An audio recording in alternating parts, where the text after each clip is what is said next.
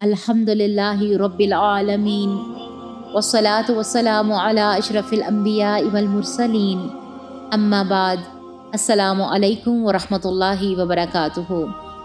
آج کا سچا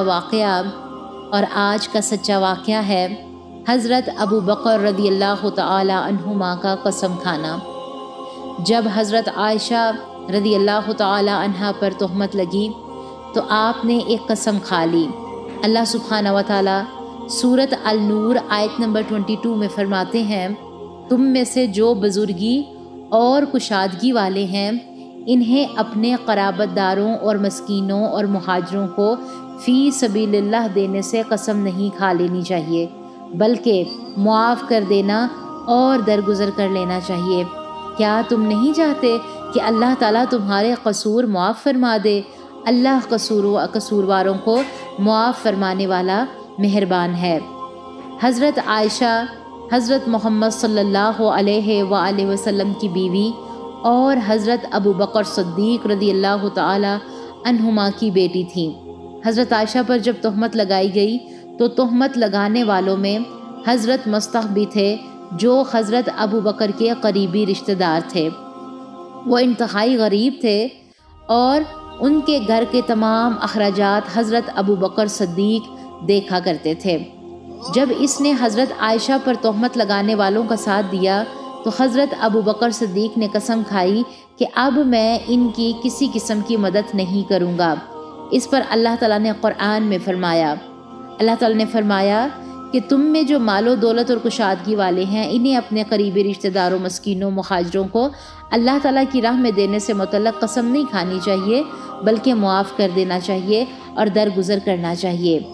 اس آیت کے نازل ہونے کے فوری بعد حضرت ابو بکر صدیق نے کہا کہ یا اللہ، میں چاہتا ہوں کہ تو میرے گناہوں کو معاف فرما، اور فوری طور پر انہوں نے حضرت مصطح کی مدد بحال کر دی اور اس میں اضافہ بھی کر دیا۔ ہمارے لیے یہاں پر عمل کی بات دیکھیں کہ اس آیت میں 3 صفات کی بات ہوئی کہ جہاں پر حرج کریں، رشتہ دار بھی ہوں، محتاج بھی ہوں، مہاجرین بھی ہوں۔ یہ تینوں صفات مصطح بن اثاثہ میں موجود تھیں جو کہ حضرت ابو بکر کے رشتہ دار بھی تھے، محتاج بھی تھے، مسکین بھی تھے اور مہاجر بھی تھے۔ حضرت ابو بکر نے باپ ہونے کے ناطے دکھ کی حالت میں کہا تھا، مگر اللہ تعالیٰ نے ان کو کیا حکم دیا؟ صدیقیت کے اعلیٰ درجے کی نیکی کا حکم دے دیا، اور ساتھ ہی فرمایا کہ چاہتے کہ معاف کر دیں اور درگزر سے کام لیں۔ اس آیت کے نازل ہونے کے بعد حضرت ابو بکر نے نہ صرف قسم کا کفارہ دیا بلکہ حضرت مصطح بن اثاثہ کو پہلے سے بھی زیادہ دینا شروع کر دیا۔ یہاں پر ہمارے عمل کی بات دیکھیں اور اپنے اوپر لے کر سوچیں۔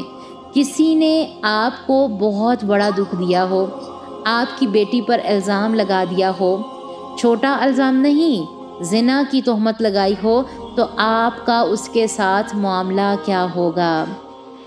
ایسا کرنا بہت اعلیٰ ظرفی والا کام ہے، اور ایسا وہی کر سکتا ہے کہ جس کے اندر اللہ کا ڈر ہے، جیسے ابو بکر صدیق جیسے انسان۔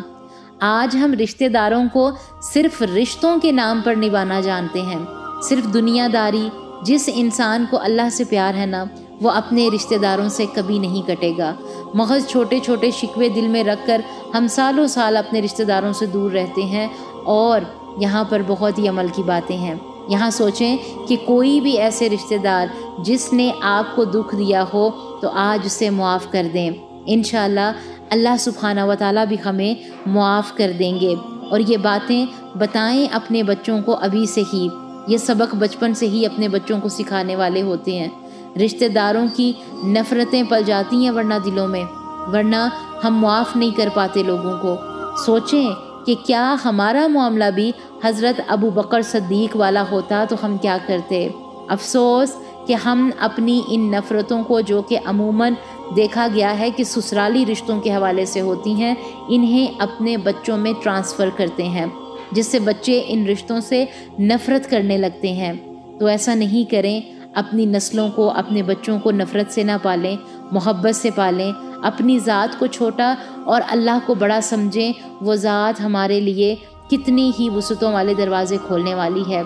اگر آج اللہ ہمیں ہمارے ہر گناہ پر پکڑ لے تو کیا ہم منہ دکھانے کے قابل رہیں گے؟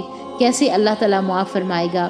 اللہ تعالیٰ سے دعا ہے کہ اللہ سبحانہ و تعالیٰ ہمارے دلوں میں وسعت پیدا فرمائے، ہمیں وہ عمل کرنے کی توفیق عطا فرمائے جو کہ قرآن و سنت کے مطابق ہیں، اور جن سنتوں کو ہمارے پیارے اصحاب نے اپنے عملوں میں لا کر پیش کیا اور عملی نمونہ بنے۔ اللہ تعالیٰ سے دعا ہے کہ وہ ہمیں بھی باعمل مسلمان بنائے، آمین۔ سبحان ربک رب العزت عما یصفون وسلام علی المرسلین والحمد للہ رب العالمین۔ السلام علیکم ورحمۃ اللہ وبرکاتہ۔ وہ تمام ہمارے پیارے سسٹرز جنہوں نے ابھی تک ہمارے چینل کو سبسکرائب نہیں کیا ہے وہ ہمارے چینل کو سبسکرائب ضرور کر دیں۔ کمنٹ باکس میں جا کر ہمیں اپنی رائے کا اظہار ضرور کیا کریں۔ اس سے کیا ہوتا ہے کہ ہماری پیچھے جتنی بھی ٹیم ہوتی ہے اس کو بہت خوشی ہوتی ہے، کام کرنے میں آسانی ہوتی ہے، اور اس سے ہم خود بھی موٹیویٹ ہوتے ہیں کام کو لے کے، چیزوں کو لے کے۔ اللہ تعالیٰ آپ سب کو جزائے خیر عطا فرمائے، آمین۔